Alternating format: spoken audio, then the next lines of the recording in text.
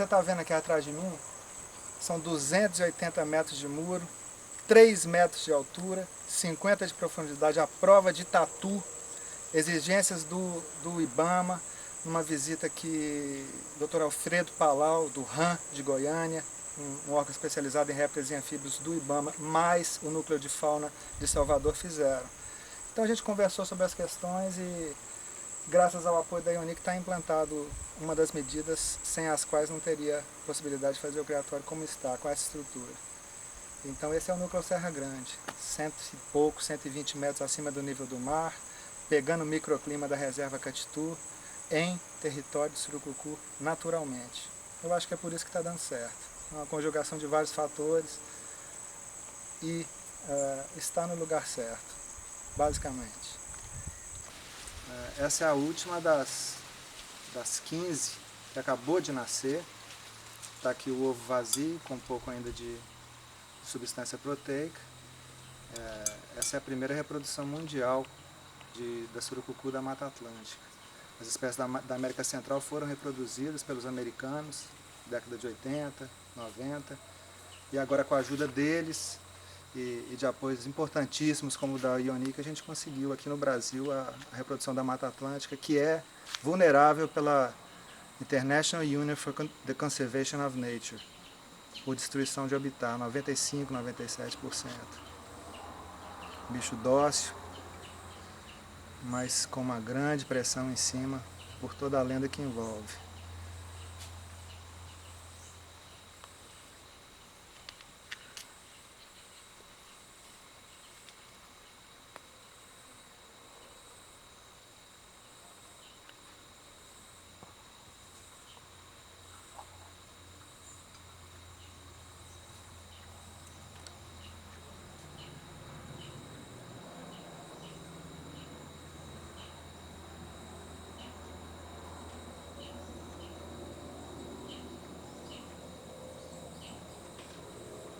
Elas vão para a maternidade, vão ficar em observação um mês e depois a gente vai começar o processo de alimentação.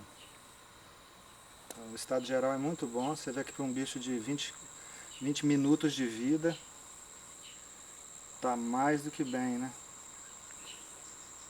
Isso indica que o estado nutricional dos pais foi muito bom. E isso passa pelo biotério que a própria Ionic montou para a gente aqui, que é uma criação de ratos muito diferenciada, voltada para essa espécie. Depois a gente vai explicar o porquê disso. O nosso sistema de incubação foi a vermiculita, umedecida em 1:1, em peso com água, 100 miligramas de vermiculita, 100 gramas de vermiculita, 100 ml de água. Umedecemos, colocamos em vasilhas individuais e colocamos um plástico desses de cozinha normal, lacrando hermeticamente o conteúdo do interior, porque nós estamos incubando em ambiente de Mata Atlântica, né? A gente não está usando nenhum método artificial. A gente está com temperaturas médias de incubação de 27 graus e umidade às vezes chegando a 99%. E foi assim que nasceram os bichos, sem tecnologia, sem coisa nenhuma, só observando a natureza mesmo. Todo o material que envolve reprodução tem que ser fixado para as comprovações posteriores, né? O que houve, o que não houve. Então não tem nada de boca não, você tem que provar cada frase que você fala.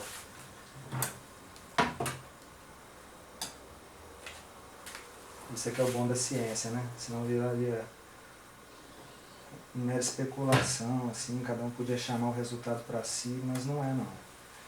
Vamos publicar para justamente ver se há ou não alguma contestação. Mas os pioneiros já nos responderam dizendo que é a primeira vez mundialmente para essa espécie. Todas as vasilhas ficaram aqui dentro. E a gente, por estar no ambiente de Mata Atlântica, a gente previu alguma confusão, né? A entrada de uma jiboia, a entrada de uma coruja, a entrada de sei lá o quê, porque estamos na Mata Atlântica, que é a incubadora do nosso trabalho, é a Mata Atlântica. Então, a ideia deu certo, porque com em torno de 40 dias de incubação, a gente encontrou um casal de ratos aqui dentro procurando alimento. O Oryzomys sp, que é o rato paca. Se uma vasilha dessa estivesse descoberta fora desse aquário, acabou o processo. Da mesma forma que a gente perdeu tudo isso aqui em 2005, 2004, por causa de mosca, também no ambiente de Mata Atlântica. Então, vivendo e aprendendo, não tinha literatura anterior para a gente se basear em nada. E agora a gente está com controle da situação, eu acho, né? Mas precisamos de outras reproduções mais consistentemente para realmente aprovar o método. Pelo fato de a gente ter tido um fracasso anterior por causa de insetos, por ser um ambiente de Mata Atlântica, dessa vez a gente usou esse tipo de cobertura plástica com agulhas menores que essa, inclusive, servindo dessa forma como ventilação, como troca de ar, e não é um método científico, a gente precisa de um oxímetro lá dentro para realmente medir o metabolismo dos gases, mas o fato é que nenhum ovo se perdeu por esse motivo, aparentemente, né? A troca de gases ocorreu de uma forma natural, e antes a gente deixou uma espécie de calango 14 dias sem oxigênio nenhum, sem troca nenhuma, e ele sobreviveu. A gente considerou que se um calango daquele sobreviveria, um ovo desse teria um metabolismo inferior e sobreviveria também. Então a gente, além do buraco da agulha, trocando, a gente abria de 2 em 2 dias, de 3 em 3 dias, deixando uma pequena ventilação e fechava novamente. No dia do esquecimento, em que isso aqui ficou 24, 48 horas aberta, poucos dias depois os 2 ovos apareceram mortos, provavelmente por perfuração de mosca. Aqui é uma galeria de postura, exatamente nesse local a gente conseguiu ovos porque a gente já suspeitava. A gente encontrou isso aqui tudo quebrado, plantas quebradas, uma vasilha de 20 litros de água que é pesada, revirada, como se fosse um brinquedo. Essas plantas reviradas, tudo quebrado, indicando que houve combate de macho. Não é um combate de vida ou morte, mas é uma coisa que uma atividade física que provavelmente tem função hormonal. E como a gente viu isso, a gente já ficou esperto com esse ambiente específico. Aí no dia 13 de dezembro eu abri essa tampa aqui e a gente encontrou um cacho. Não vai ter nada aqui nesse momento, mas eu acho interessante mostrar como é uma galeria. Essa coisa é muito simples, imitando o que ela tem na natureza, nos buracos de paca e tatu. O cacho que você diz é o que vocês encontraram? Os ovos não são colocados soltos, não. Ah, o cacho de... É um cacho, são 12, 13 ovos colados um no outro. E a gente separa mecanicamente. Então os ovos estavam aqui dentro. A gente levantou a tampa, a fêmea correu para lá. Sempre tem 2 saídas, uma para cá e uma para lá. Aqui é uma comunicação entre essa galeria e a outra, e aqui é uma saída para lá. Legal. Você vê que está bem úmido, né? Então é o que elas gostam mesmo.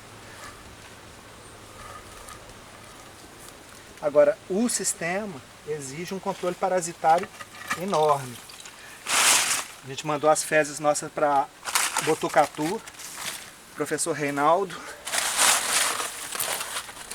da USP, e tivemos resultado negativo para vermes, indicando que o controle está legal.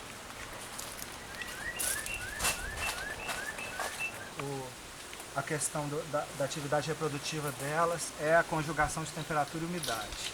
Alimento, oferta de alimento? Temperatura e umidade. Entrou uma frente fria na Bahia, setembro, final de agosto, começa. Temperatura cai, a umidade sobe, a fêmea sai igual uma louca despejando feromônio. Aí falam que o macho entra no cio, que a gente vê os machos realmente batendo língua, focinhando de uma forma muito diferente, mas ele está respondendo ao que ele está achando no solo.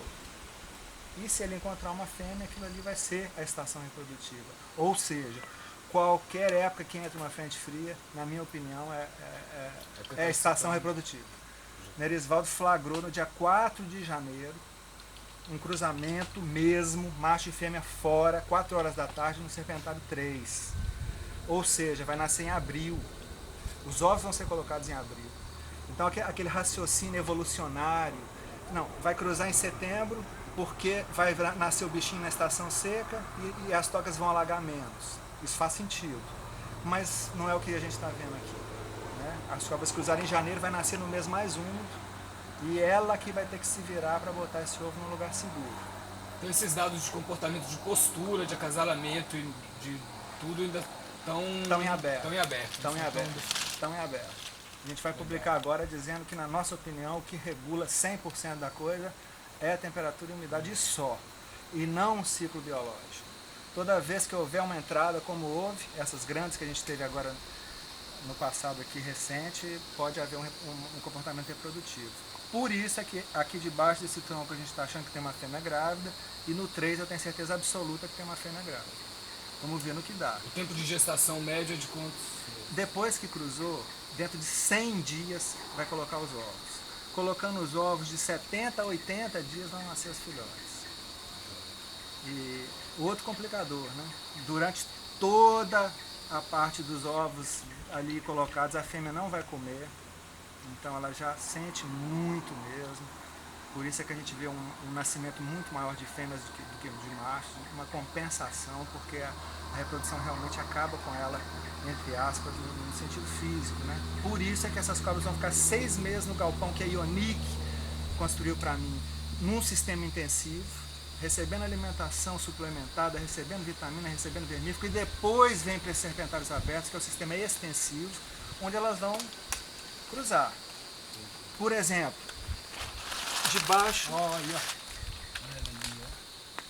debaixo dessa folha foi achado o primeiro cacho aqui do núcleo Serra Grande. Então aqui dentro é uma fêmea grávida.